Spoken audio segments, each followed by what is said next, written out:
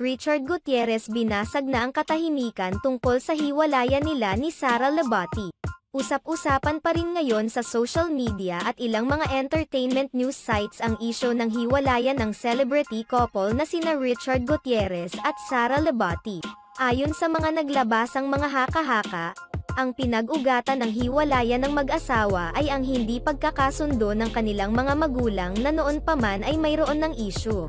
Lalo pang lumakas ang isyong ito nang hindi na namamata ang nagkakasama ang dalawa sa mahahalagang okasyon. Napag-usapan din ang isyu ng hiwalayan nina Richard Gutierrez at Sara Lebati sa showbiz-oriented vlog nina Manay Christy Furman, Wendell Alvarez, at Romel Chica. Sa isang episode ng Showbiz Now na, kamakailan na isiwalat nila na isa si Annabel Rama sa mga itinuturong dahilan sa hiwalayan ng mag-asawang Richard Gutierrez at Sara Lebati. Bagamat wala pa namang kumpirmasyon, usap-usapan na hiwalay na sa asawa ang isa sa mga anak ni Annabel Rama na si Richard Gutierrez. Nag-umpisa ang mga bulong-bulungan nang mapansin ng kanilang mga followers na hindi na nagsasama sa iisang larawan sina Sara Lebati at Richard Gutierrez. Tanging mga anak na lamang nila ang sinasama nila sa larawan. Kapansin-pansin din na tila hindi nila sabay na pinagdidiriwang ang mga okasyon na dati naman ay nagsasama sila. Isa sa mga pinaghihinalaan ng mga netizens na naging dahilan ng hiwalayan ay ang hindi umano pagkakaunawaan ng mga ina ni Sara Lebati at Richard Gutierrez. Ayon kay Christy Furman, may mga mababalikan ang netizens dahil may history na pala ang mga magulang ng dalawa. May history naman pala, kaya maari nating balikan.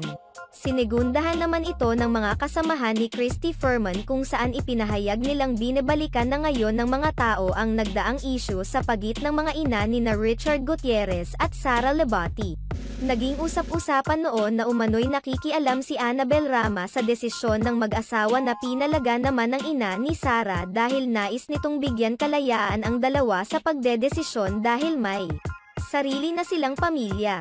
Sinang-ayunan naman ni Christy Furman na iyon naman talaga ang tama dahil malalaki naman na ang mga ito. Iyon naman talaga ang tama, diba? Kahit naman doon sa Bible sinasabi, kapag nag-asawa na ang anak, may sarili na siyang mundo. Andyan lang ang mga magulang para magpayo, diba?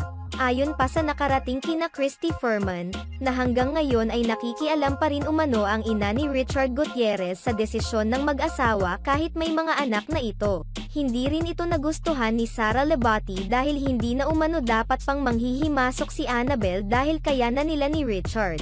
Sa kabilang banda, ibinahagi din ni Manay Christy Furman na nakausap umano ng kanilang source si Richard Gutierrez kung saan naitanong niya rito kung totoong naghiwalay na nga sila ng kanyang asawa. Sinagot naman umano ito ni Richard kung saan ipinahayag nito na maayos naman umano ang lahat. May mga bagay lamang umano silang ayusin at pag-usapan. Kung pagbabasehan ang sagot ni Richard, mahihinuhang may problema nga silang dalawa ngayon ni Sara Lebati. Hindi pa lamang nila ito isinasa publiko dahil na rin marahil ay inaayos pa rin nila ang mga bagay-bagay sa pagitan nilang dalawa.